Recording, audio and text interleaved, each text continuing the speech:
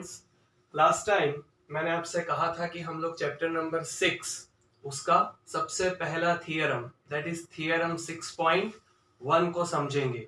So today in this video lecture I am going to make you understand theorem 6.1.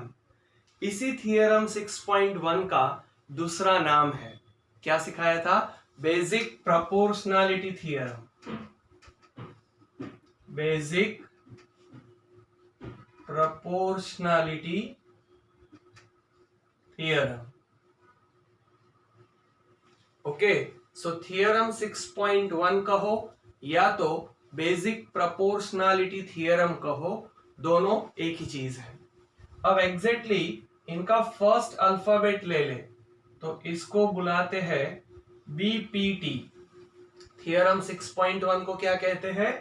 BPT, basic proportionality theorem. चलो, क्या है exactly theorem का statement, पहले वो समझे. If a line is drawn parallel to one side of a triangle, I repeat, if a line is drawn parallel to one side of a triangle to intersect the other two sides in distinct points. इतना ही समझो. Suppose हमारे पास एक triangle है. Triangle कौन सा भी हो सकता है, equilateral, isosceles, scalene, right angle, acute angle, obtuse angle, fine. और इस ट्राइंगल के अंदर क्या कहा? If a line is drawn parallel to one side of a triangle to intersect the other two sides in distinct points.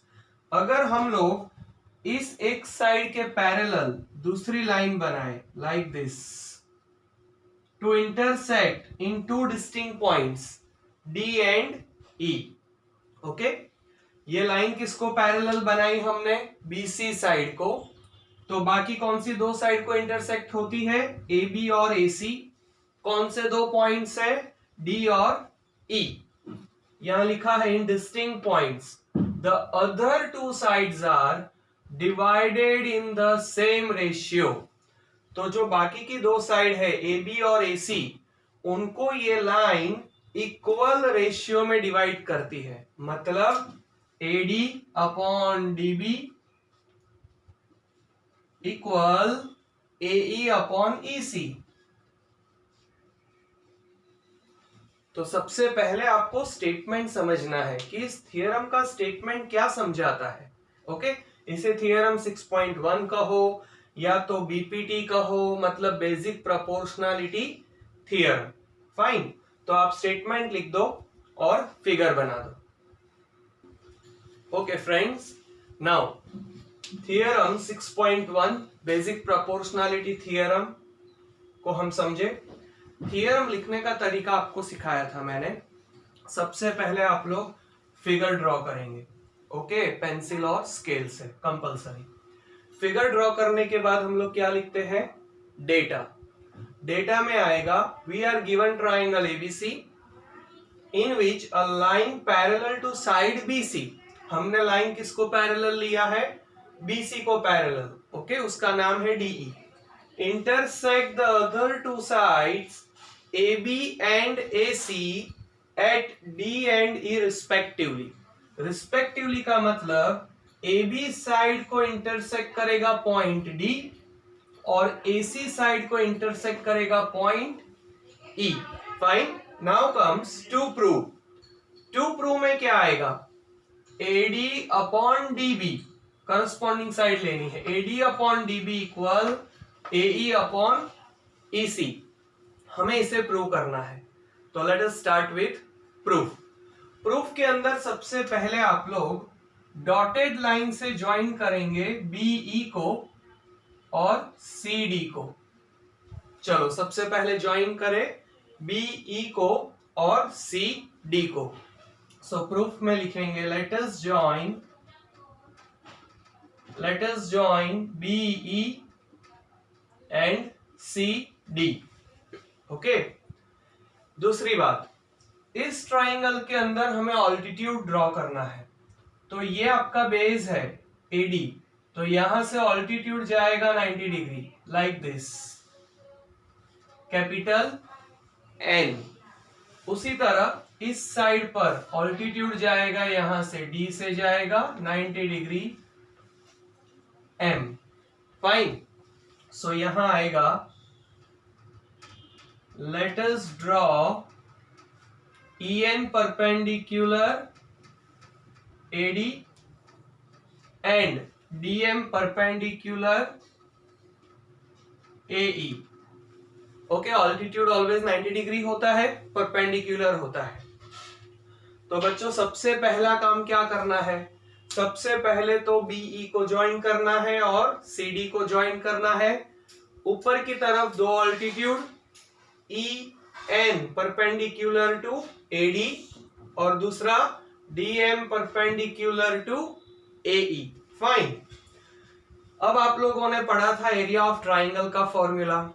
क्या था area of triangle? Half into base into height, या तो half into base into altitude. तो सबसे पहले ADE triangle को solve करें। Area of triangle ADE, AR stands for area, triangle का symbol. Area of triangle ADE equal half into left side का base लेंगे। AD बेस है और AD के ऊपर ऑल्टीट्यूड कौन सा आया? EN। Half into base into height, base हमने कौन सा लिया? AD और हाइट कौन सा लिया? EN। ओके, दूसरा ट्राइंगल लेंगे। ADE के तरफ इसी साइड पर नीचे कौन सा आएगा? BDE। Area of triangle BDE equal half into BDE triangle में बेस लेंगे this one BD, multiply altitude कौन सा आएगा? EN। यहां आपको डाउट होगा कि सर BDE ट्राइंगल के अंदर तो हमें कोई ऑल्टीट्यूड दिखता ही नहीं है, तो आपने बाहर क्यों ले लिया EN altitude?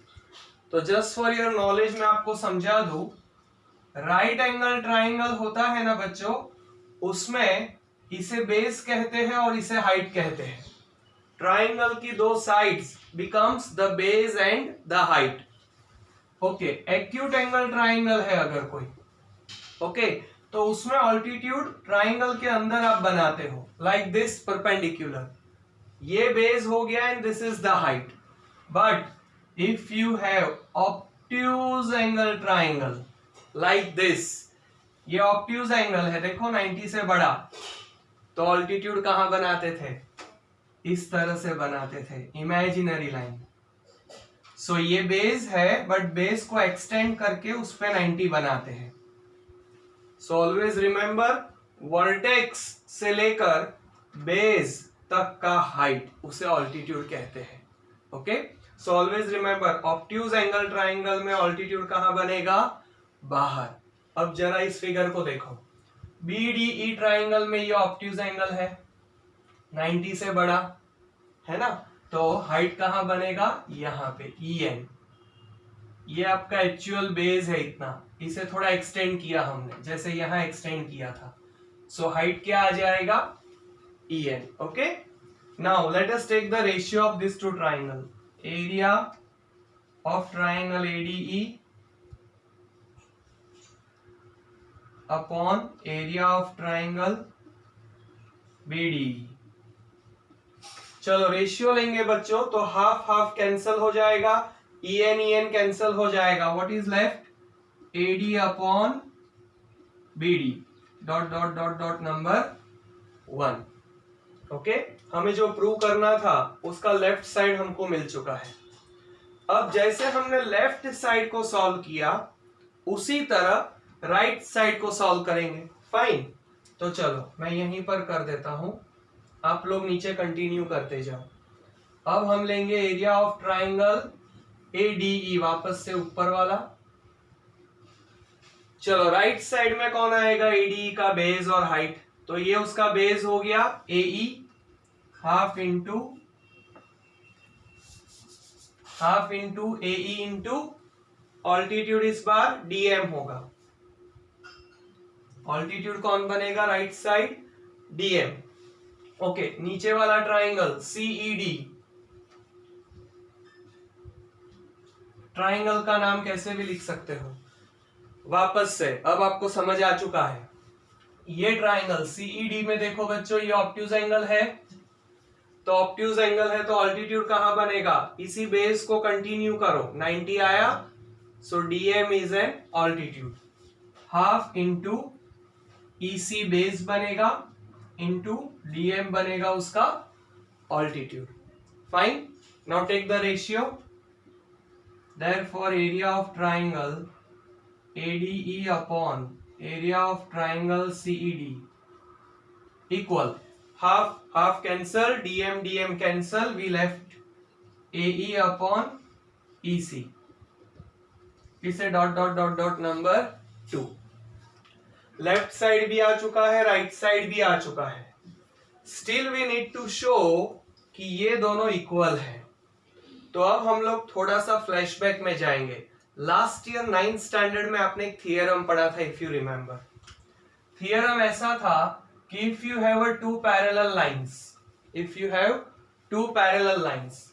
And if you have a common base, तो दो अलग अलग ट्राइंगल बनाते हैं, एक इस तरफ और एक इस तरफ। तो इन दोनों ट्राइंगल का एरिया कैसा होता था, इक्वल।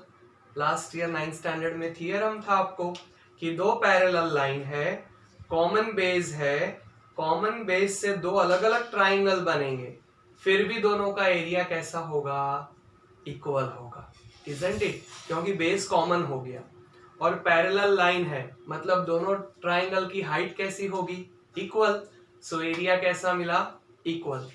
सेम लॉजिक यहां लगाए, डी पैरेलल बीसी है, ओके, डी पैरेलल बीसी है, ओके, डीई को कॉमन बेस बनाएंगे, कॉमन बेस क्या बनेगा, डीई, तो दो ट्राइंगल है BDE CED, triangles are different but उनका बेस कॉमन है और पैरेलल लाइन के बीच में है, सो इन दोनों का एरिया कैसा होना चाहिए, इक्वल होना चाहिए। So we write down also area of triangle BDE equal area of triangle CED। Again BED ये वाला ट्राइंगल और CED दिस वन, ये दोनों का एरिया इक्वल क्यों होगा, तो आपको रीजन लिखना पड़ेगा, because, okay, because DE parallel BC and DE is the common base, DE is the common base, okay,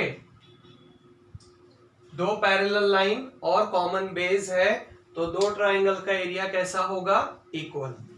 now observe carefully, area of triangle ADE, यहां पर भी area of triangle ADE, okay, यहां BDE है और यहां CED है, but हमने अभी अभी प्रूव किया कि इन दोनों का एरिया तो इक्वल है, फाइन। सो कुल मिलाकर दोनों का LHS कैसा हो गया, इक्वल, तो RHS भी कैसा होगा, equal.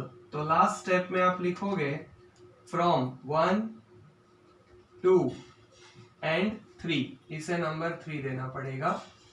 From 1 2 and 3 we can say AD upon BD equal AE upon EC। तो यहां पर बेसिक प्रोपोर्शनलिटी थियरम या तो थियरम 6.1 आपका कंप्लीट होता है। आई होप आपको ये पूरा थियरम समझ आया होगा।